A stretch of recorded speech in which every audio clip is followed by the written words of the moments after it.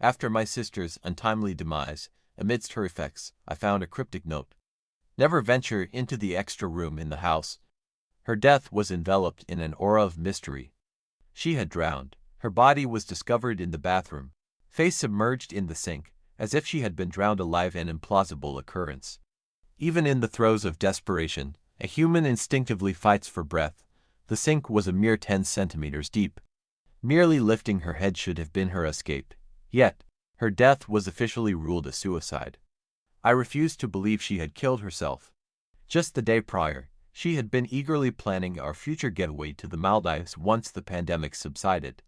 Fearing for my sister, plagued by depression, I had discreetly installed surveillance throughout our home. The cameras confirmed no intrusions. She perished at 3 in the afternoon.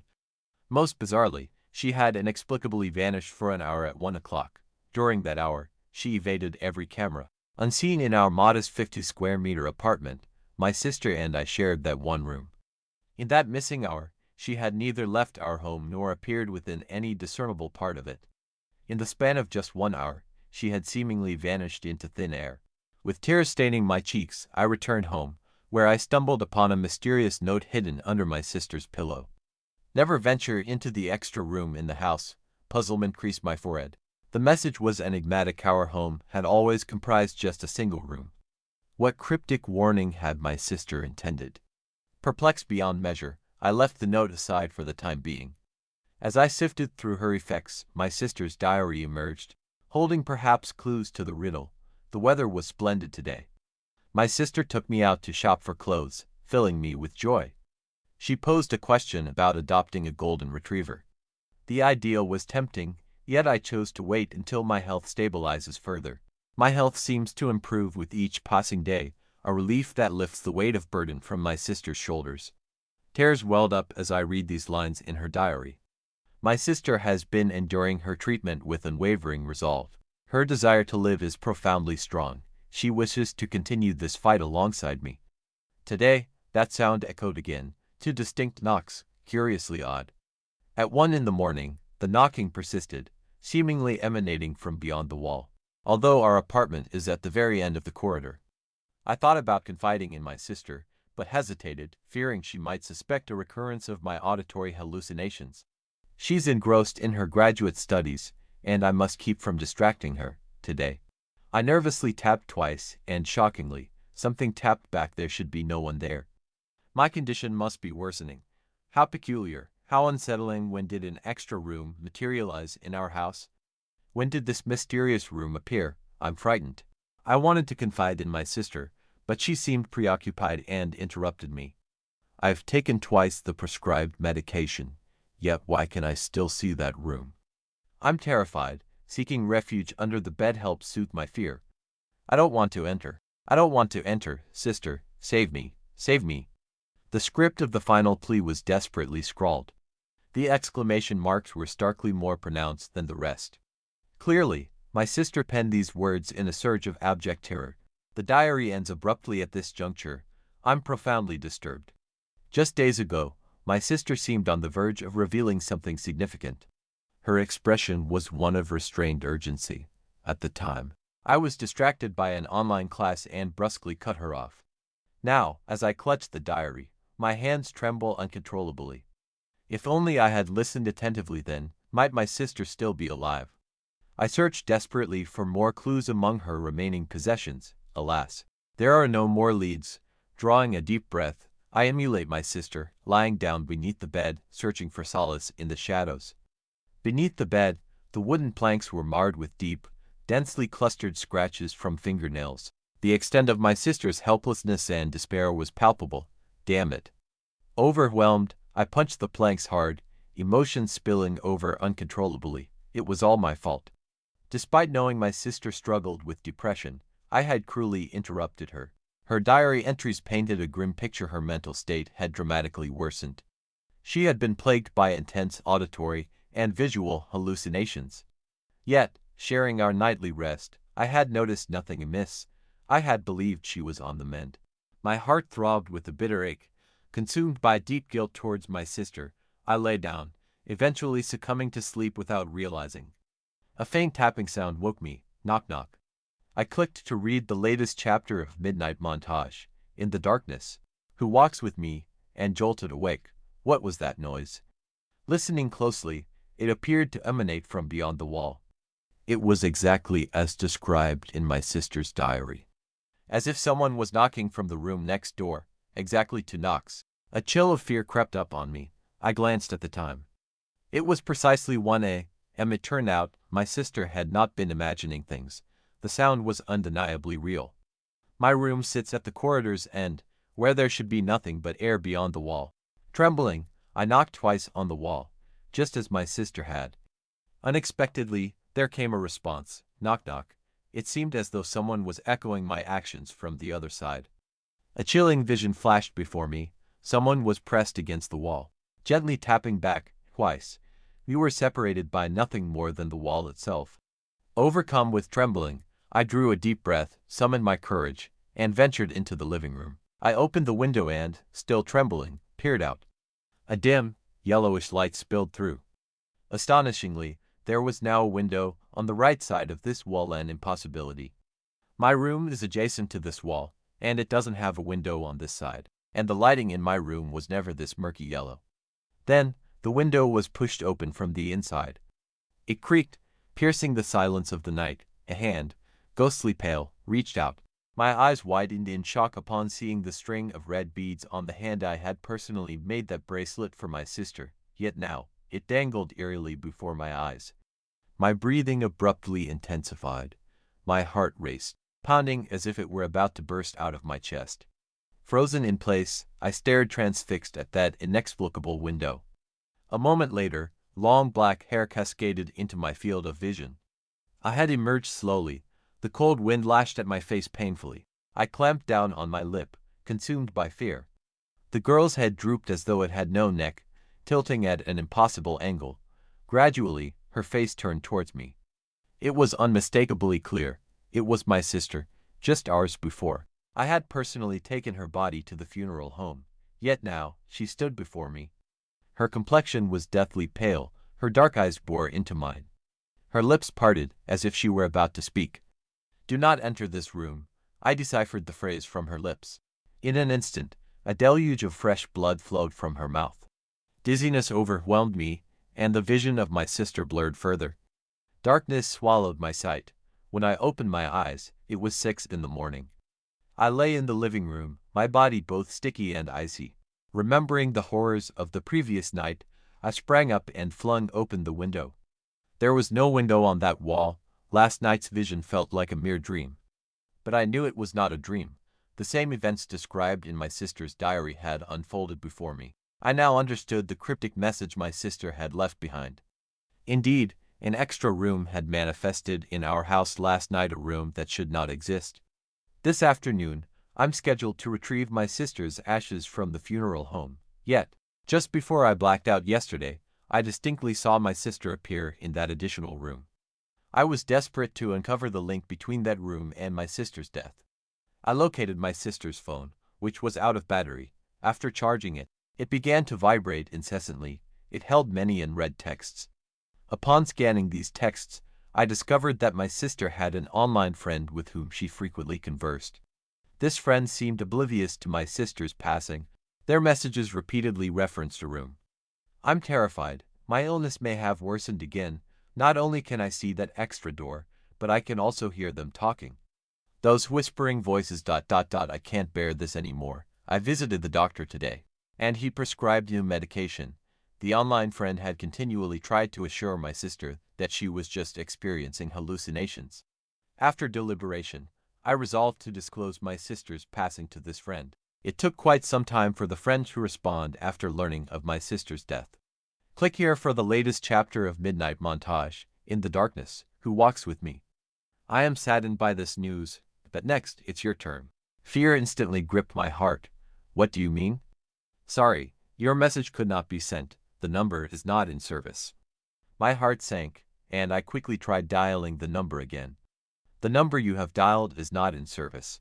The chilling automated voice heightened my fear. At this juncture, I thought of my parents. My sister and I had a strained relationship with our parents. After their divorce, my sister chose to live with our father, and I stayed with our mother. They both remarried. After becoming adults, my sister and I moved out. Now, feeling utterly helpless, I tried calling my mother. But the call failed to connect. Persistent, I called my father. After a long wait, just as I was about to hang up in disappointment, the call was finally picked up. My father's voice was distant, barely audible over the background noise. It seemed as if he was speaking from a distant, vast space. Yanyan, my father's voice rang out, filled with astonishment. Dad, it's me, I said, fighting back a sob. I yearned to ask him why he had not been present when my sister died. How could this be, Yanyan? How am I receiving your call? There was a marked quaver in his voice. In the background, a cacophony of voices murmured, though I couldn't discern their words. Yanyan ... His voice stopped suddenly. And then the phone line went dead. Subsequent attempts to reach him met with silence. After several failures, I resigned myself to giving up. I was bewildered by all that was transpiring. Seeking clarity, I turned again to the surveillance footage. In the days before her tragic incident, my sister's behavior was oddly erratic. In one clip, she approached the bathroom. Yet, as her hand made contact with the doorknob, she recoiled as if electrocuted. Terror was etched deeply on her face, although nothing seemed unusual about the door itself. I reviewed this section repeatedly. Finally, I observed a chilling detail in my sister's eyes. I instantly paused the video. Indeed, the bathroom door was starkly white. However, reflected in my sister's eyes was a door, a deep, nearly blackish purple. As I zoomed in on her eyes in the surveillance video, my heart tightened. Clearly mirrored in her pupils was a purple door, unknown and unsettling. It felt as though a massive hand gripped my heart, making it hard to breathe. I leaned back, my shirt clinging to my cold, sweaty back, and realized where my sister had ventured in that final hour. She must have walked into that non-existent room. That explained why the surveillance failed to capture any sign of her. What my sister encountered in that purple room, I couldn't tell. But I knew something. She emerged only to meet her mysterious end. Something dreadful resided within that room. Suddenly, the frozen frame on my computer stirred. I leapt from my seat in alarm. Her gaze, initially fixed forward on the bathroom, began drifting. Gradually, her eyes shifted until they bore into mine. Though it was my beloved sister, the fear she invoked was colossal.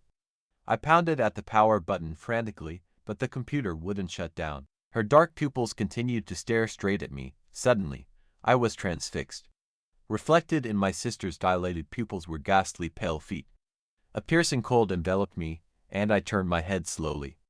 There was nothing behind me. I had to get out. I stood up abruptly and left the house. The sky was ominously overcast, as though a storm was imminent. Downstairs, a funeral seemed to be underway. A group of people in black were carrying out a coffin. I glanced downward, and the heads of the coffin bearers snapped up abruptly. Where faces should have been, there was only void. My heart hammered uncontrollably. Frozen by terror, my legs refused to move. Suddenly, they put down the coffin and pointed their deathly pale fingers straight at me. I went limp, collapsing to the ground. Looking up again, they had vanished. The sky burst open with rain, lightning flashed. I dashed forward as if fleeing. Then, a door beside me opened. A gaunt hand emerged and violently pulled me inside. It was Grandma He. She ran a popular breakfast stall near our apartment's entrance. I had always been on good terms with Grandma He. Once, I had repaired her stall after it broke down, and since then, she always charged me just the cost for her rice balls. Her husband had passed away last year, leaving her utterly alone without any children. Therefore, my sister and I would occasionally visit her. Grandma He treated us with great affection, much like her own granddaughters. Grandma He, what's wrong? I asked calmly, noting her distressed look. She clung to my arm, her frail fingers surprisingly strong. Yanyan, you can't stay here. You must leave, Grandma He urged with intensity. Startled, I replied. Grandma He, I'm on my way to the funeral home to get my sister's ashes. At this, her expression subtly shifted. Yanyan, are you sure that's really your sister at the funeral home? You don't have much time. You need to go to that room, her expression twisted slightly. I was puzzled by her words. Grandma He, my sister is dead. I'm going to pick up her ashes, I repeated. Suddenly, Grandma He's cloudy eyes widened to their fullest. Zhang Yanyan, snap out of it. You don't have a sister. I stared at Grandma He, utterly shocked. Grandma He, are you kidding? What had gotten into her today? Normally, Grandma He was extremely polite to both my sister and me. But today, she was like a different person. Her gaze dark and ominous. Yanyan, that thing is not your sister, Grandma He said in a low voice. I didn't say anything before because I didn't want to upset you, but every time you visited, I only saw you by yourself. Yanyan, are you sure nothing has misled you? I looked at her incredulously. Her claim seemed laughable. My sister and I had shared so many years together, and she featured in all my happiest memories. Now Grandma He was saying she never existed.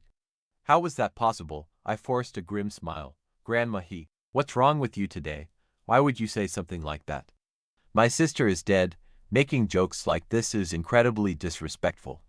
Grandma He fixed a stern look on me. Zhang Yanyan, I am not joking. But I don't have much time left. You must come with me. She gripped my hand, trying to lead me outside. Grandma He, where exactly do you want to take me? Confused, I questioned her. She whirled around, an eerie gleam dancing in her narrowed eyes. You know about it, don't you? The purple room. I swiftly extricated myself from her grasp. What do you mean? I struggled to look at her. Grandma He, always so warm and welcoming, now looked ghostly and forbidding. How did she come to know of the purple room? We need to get into the room. We absolutely must. Time is slipping away, Yanyan. Trust me, Grandma He cried out. Her features grew wild and distorted. Suddenly, my eyes caught a faint purple streak at her throat. I stared hard at her neck. A shiver crawled up my back. The stark black line encircling her neck was unmistakably a scar from stitches. The threads were knotted densely around her neck. Grandma He seemed to catch my staring. She dropped her gaze and suddenly, a peculiar smile crossed her face. Ah, Yan, you caught it, didn't you? Before she could look up, I seized the moment to sprint out the door. Zhang Yan. Don't leave, hear me out. Double quotes. Grandma He's voice trailed behind me. In that moment, turning back was unthinkable. I raced for the elevator, my heart pounding furiously. However, the elevator halted abruptly at the basement level. I was drenched in sweat, gripped by urgency. The footsteps behind me relentlessly closed in. It was Grandma He's voice calling out, Yan. In sheer desperation, I sprinted into the stairwell. Though it was broad daylight, the stairwell was cloaked in darkness due to inadequate lighting. I dashed downwards frantically. First floor, second floor. I pressed on, breathless. Abruptly, I stopped. Disbelief washed over me as I gazed at the scarlet mark on the wall. The fourth floor. How could it possibly be the fourth floor? This building famously omits a fourth floor. Initially, the developers skipped the numbers 4 and 18 during construction, catering to the deep-seated superstitions of our local elders, many of whom despise these numbers. Typically, the spot designated as the fourth floor was renamed as the fifth. Recently, amidst elevator repairs, I had navigated these stairs. At that time, the wall proudly displayed fifth floor in vibrant red. But now, it shockingly read, fourth floor. My heart raced uncontrollably. Driven by instinct, I continued to dash downwards. Panting, I arrived at the next floor, but as I raised my head, I was completely immobilized by what I saw. The mark on the wall stubbornly showed the fourth floor. In that instant, the barely lit corridor was swallowed by sudden darkness. This all unfolded in mere seconds. All light was extinguished. I felt as if I were cloaked in deep night. I heard footsteps, odd, distinct footsteps. Light, yet unmistakably clear, at the end of the corridor. A woman holding a little girl's hand emerged from the shadows. Despite the enveloping darkness, where even the door numbers vanished into obscurity, their faces were vividly clear.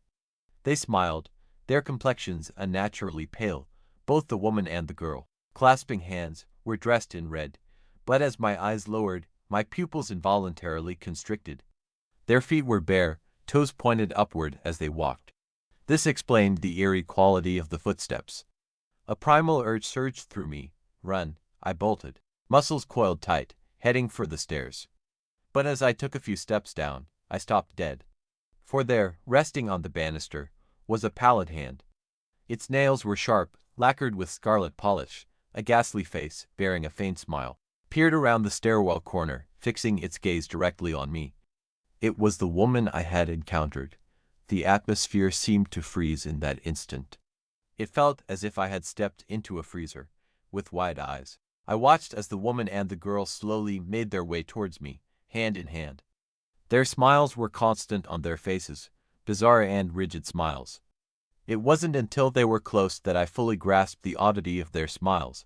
Their smiles were artificially crafted, drawn sharply with bright red paint, their lips curled into forced grins.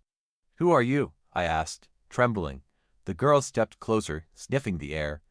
"Sister, your scent is different." Drops of water fell from the girl's red dress, mingling with a strange, fishy smell. I glanced down and saw a small puddle forming where the mother and daughter stood.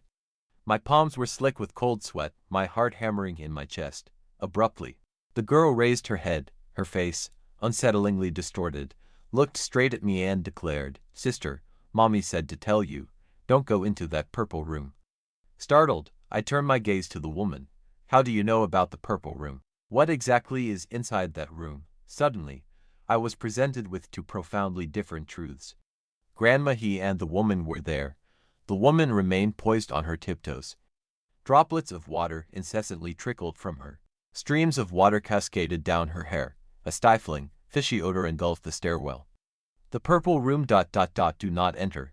Her smile was unnaturally wide as she looked at me. Her words mirrored those of my sister. "Who are you, truly?" Besieged by one surreal event after another, I teetered on the brink of breakdown. "Sister, please don't go in there, okay? I like you, let's play together forever." The girl seized my hand. It was unnaturally cold, not the warmth one would expect from a living person. Overcome with fear, I sprinted down the stairs. This time, I made it safely to the third floor. Gasping for breath, I glanced up and saw two heads drooping at the corner. The faces of the woman and child had swollen to a nearly translucent state. Yet, their smiles persisted, fixed on me. Finally, I reached the ground floor. In the foyer, two obituaries hung prominently. One, shockingly, featured Grandma He. Beside it, a newspaper had fluttered to the ground. With trembling hands, I picked up the paper. It contained a news report from just yesterday morning at 5. A young man, intoxicated, fatally struck an elderly woman. I recognized the breakfast stall in the photo. It was Grandma He's. She hadn't opened her stall this morning because she was already deceased. The article revealed that Grandma He hadn't died on impact. Out of fear of responsibility and believing the street was empty, the young man callously ran her over again. Her head was almost completely severed from her body. I remembered the stitched scars encircling Grandma He's neck. My nails dug painfully into my palms. A profound bitterness surged through me. The other obituary was for the woman and girl I had recently encountered. They were mother and daughter. Their obituary detailed their tragic end. Both had taken their own lives. More precisely, the mother had led her child into the river. Dressed in red, with stones tied to their feet, they had sunk together. The newspaper reported that the woman, devastated by her husband's infidelity, had attempted to force his return by threatening suicide. Yet, he had not come before they died. Desperate, she took her final, fatal leap with her child. These apparitions, clearly departed souls, manifested here. Was it because their deaths were so harrowing that their spirits remained restless? Suddenly, the vision of the four pallbearers I had earlier seen materialized before me. This time, their faces bore distinct features. They clutched a portrait of an ordinary middle-aged man. "Zhang Yan," one called out my name. "Zhang Yan, you must enter the purple room," they urged, eyes fixed upon me. "The purple room again." Overwhelmed, I shouted back, "What is in the purple room, Zhang Yan?" "Time is slipping away. The purple room awaits you. It's your turn now," they insisted. No longer able to tolerate it, I strode past them. But then, a peripheral glance at the portrait they held made me pause. The expression of the man in the black and white photo had shifted. His usually straight mouth had twisted into a sinister smile. Shaken, I quickly diverted my gaze and made a beeline for the complex's exit. Their robotic voices followed me. "Zhang Yan, you must enter the purple room. The purple room is waiting for you. Your time is limited." It wasn't until I had run a great distance that their voices ceased. Finally, unable to run further, I stopped, panting. The street today was unnaturally quiet. The familiar cacophony, the din of traffic, all had disappeared. And yet, the street was populated with pedestrians. It's challenging to convey that peculiar sensation. The only noise was the subdued footsteps of people quietly passing by. They interacted with none, their faces devoid of any expression. It felt profoundly odd. A chilling sense welled up inside me. Thankfully, the funeral home was just a 10-minute walk away. At that instant, I noticed a young man suddenly stride into the middle of the road. He stood frozen, his face showing unmistakable terror. Seconds later, the menacing growl of an engine filled the air. A car charged directly at the young man stranded in the road. In a panic, I screamed, "Run!" He definitely heard me.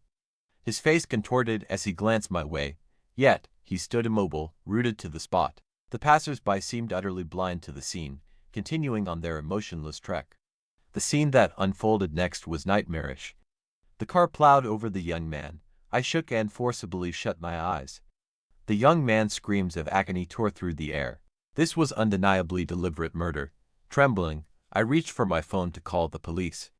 But upon dialing those crucial 3 digits, a soft female voice responded.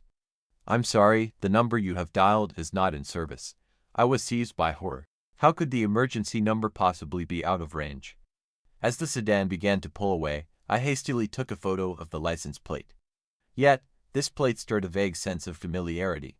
A jolt of realization hit me. It was the exact license plate of the vehicle that had fatally struck Mrs. He. The sedan accelerated away. All that remained was the young man, his body a mangled mess, lying where he had fallen. Suddenly, with great effort, he raised his head. His head and neck were connected by just a slender strip of flesh. There I stood, frozen to the spot, my limbs chillingly cold. The young man was unmistakably at death's door. Nevertheless, he made his way toward me, his throat emitting a fractured noise. I realized my mistake. I should never have driven under the influence, should never have struck down that elderly lady, should never have fled. The agony is excruciating. Truly unbearable. He crawled to my feet, his hands slick with blood, seizing my trouser leg. "Please, take me to that room, the one painted purple." There I stood, ghostly pale, allowing him to grip my trouser leg.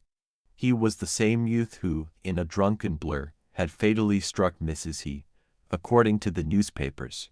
Following the accident that killed Mrs. He, his excessively speeding vehicle had collided with a truck. The truck driver escaped with mere scratches, but the young man's car was grotesquely twisted out of shape. He suffered grave injuries and was hospitalized. Still unconscious, yet here he was now. His face, barely human from the collision, fixed its gaze on me, repeatedly imploring me to escort him to the purple room. Overcome with terror, a raw instinct for survival surged within me. I kicked the young man's hand away with force and dashed towards the funeral home. Chilly rain streamed down my forehead, penetrating my clothing. I was thoroughly soaked. For reasons unknown, my body felt heavier by the minute. An overwhelming urge to sleep washed over me. I bit down on my lip hard, my fingernails nearly piercing my palms. I must not sleep. Abruptly, I halted, a spine-chilling sensation enveloping my entire being. Across the street, the coffee shop mirrored my disheveled image.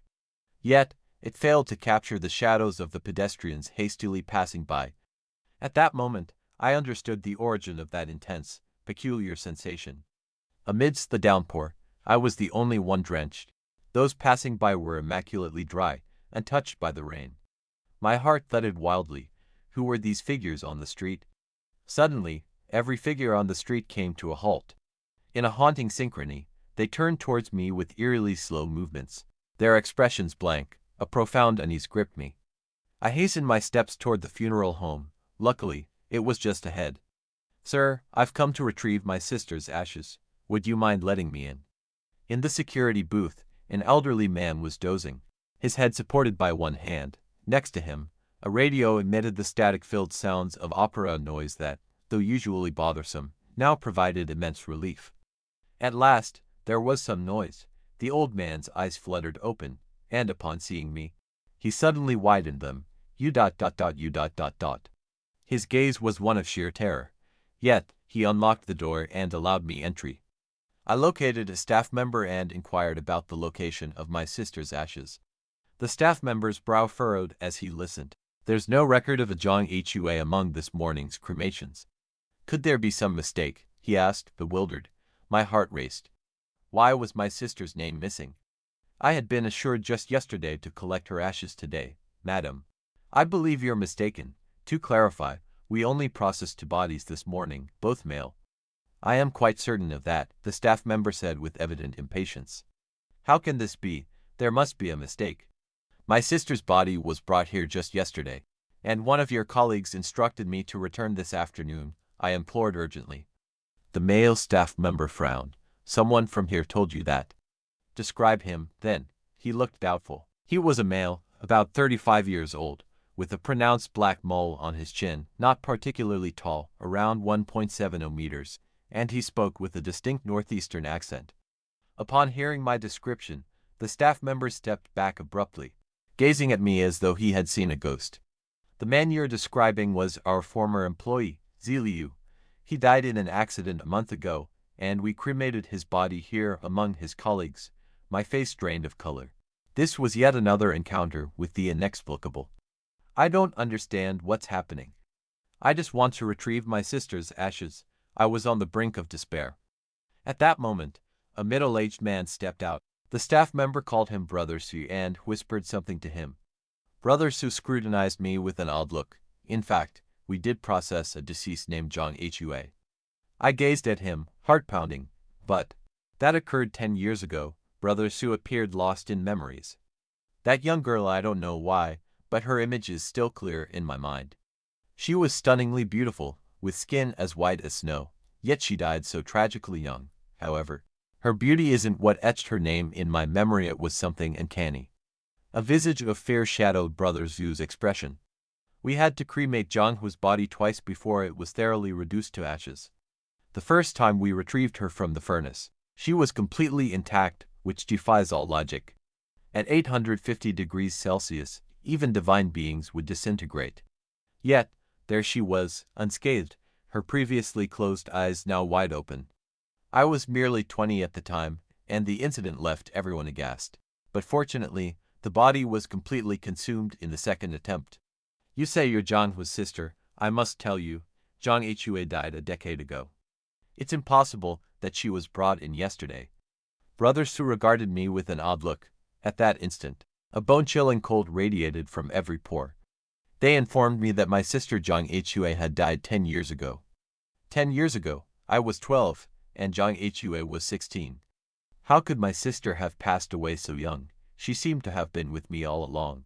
We grew together, chatted about the handsome boys at school, and planned our futures with laughter. If you don't believe me, I can show you the records. Brother Su disappeared inside and soon emerged with a file. On it was Jianghu's name, dated 10 years ago. Suddenly, a surge of memories overwhelmed me. Jiang Yan, all this time, I've only ever seen you. You've never had a sister, Grandma, he declared, her face warped with emotion. Jiang Yan, what on earth is following you? The elderly caretaker at the funeral home eyed me with palpable fear. Trembling, I turned my head. Opposite me stood a full-length mirror. Within it, my own image stared back. No wonder my body had felt increasingly burdened. Draped across my back was a figure girl. To be precise, her ghastly pale hands lay upon my shoulders, her raven black hair cascading over them. Clasped in her hands was a strand of red beads. It was my sister. In the reflection, the head that had once rested limply on my shoulder now slowly lifted. Parting her vivid red lips, she flashed me a chilling smile. Yan, you finally realized. A wave of dizziness overwhelmed me once again, just like last night. My eyelids grew unbearably heavy, the world blurred before me, and the figures in front of me seemed to fade into the distance. Suddenly, a firm hand clutched my arm, dragging me outside. The pull brought me sharply back to reality. The one pulling me was a tall young man, his silhouette stirring a deep familiarity within me. He didn't stop until we were well outside the funeral home. Turning to face me, his familiar features struck me motionless. He was Chiang, my childhood friend. 3 years ago, he had succumbed to an illness. That year had been the darkest of my life, a time I would have never survived without my sister's presence. Aside from a ghostly pallor, Chiang looked as he had in life. "Yan Yan, don't be afraid of me," he said gently. At the sound of Chiang's voice, tears streamed down my face. Despite knowing he was no longer of this world, I felt an absence of fear. "You've grown even more handsome, yet you still cry just as easily as before," he remarked with a smile, his icy fingers tenderly wiping away my tears. "Chiang, what in the world is happening?" The emotions I had been holding back found a sudden release. Tears streaming down my face, I questioned Chiang. "Yan Yan, there's no time to explain. You're almost out of time. We must get to the purple room quickly." Urgency was etched across Chiang's face. Grandma He, Chiang, and the four pallbearers in black were all urging me towards the purple room. Yet my sister had sternly warned me against entering it. Whom could I trust? "Jiang Yan, trust me." Chiang suddenly cradled my face, saying, gazing into his eyes, as lucid as they had been when he was alive. I instinctively nodded. We dashed forward. The initially expressionless faces of the pedestrians turned monstrous. They rushed at us, countless hands stretching out to seize me and Chiang. Although we struggled to break free from their grip, they were overwhelming. Their eyes gleamed with raw malice. "There's no time, you're running out." Chiang cried out. "Yan Yan, can you go on by yourself?" I nodded in panic. "Yan Yan, go now. I'll hold them off." Quick, summoning all his strength, Chiang wrenched me from their clutches. "Run." He thrust me forward with a vigorous push. Tears clouded my vision as I sprinted onward. Once again, I approached that intersection. The young man, once gruesomely mangled, now stood unscathed in the road's center. Tears streamed down his face as he beseeched me with a look of deep anguish. Behind him, the ominous rumble of an approaching car filled the air. After a fleeting glance, I dashed toward the apartment with renewed urgency. The four pallbearers saw me and a trace of joy flickered across their otherwise impassive faces. "Jiang Yan, make haste to the purple room. Time is dwindling." I reached the elevator, pressing the call button urgently. As the doors slid open, I was confronted by a mother and daughter. The girl's dark eyes fixed on me, filled with reluctant acceptance. "Sister, are you leaving? But you promised we'd stay together and play." "Yes, stay. Stay with my little girl," her mother urged, their smiles broadening unnaturally. Yet in an instant, the pallbearers in black seized them and dragged them away. "Jiang Yan, into the elevator, now." I seized the moment and bolted into the elevator. As the doors inched shut, I was met with the mother and daughter's bitterly resentful glares. Finally, the elevator halted at the 7th floor. Grandma He was there to greet me. Seeing me, her eyes, clouded with age, overflowed with tears. "Go, there's still time." She clasped my hand, leading me back to my home. Next to my room, as expected, there now stood a purple door. But there, before the purple door, was a girl. "Yan Yan." She turned around, revealing the familiar face of my sister. "Yan Yan, aren't you happy here?" My sister approached, her head slightly tilted, her eyes a deep, penetrating black locked on mine. "You've clung to her for so many years, isn't that enough?" "Grandma," he called out, clinging. "Yan Yan, do you feel the same? Do you remember our promise when we were children, to always live together, happily? If it weren't for those four accursed people, you wouldn't have uncovered the truth, and we could have remained here forever. Yan Yan, your sister really can't bear to part with you." My sister spoke.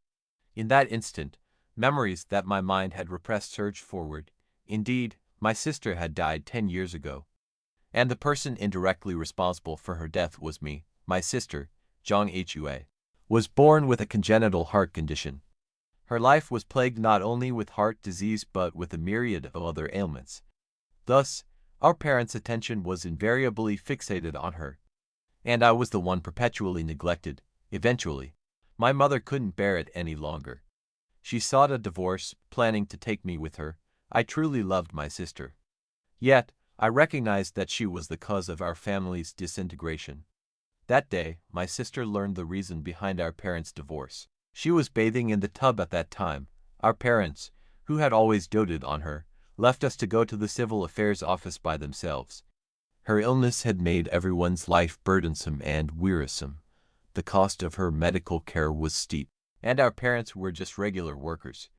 I could see that my mother appeared far older than her contemporaries. My father, not even 40, was already graying. I was perpetually clad in worn-out clothes. Sometimes, a spiteful thought would emerge. It would have been better if my sister had never existed. That day, when I heard her crying, I uncharacteristically refrained from comforting her.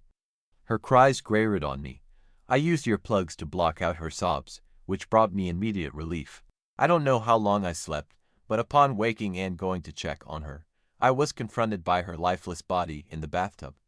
Her eyes were fixed on me in a wide stare, her fingers were curled, and her heart medication had spilled nearby.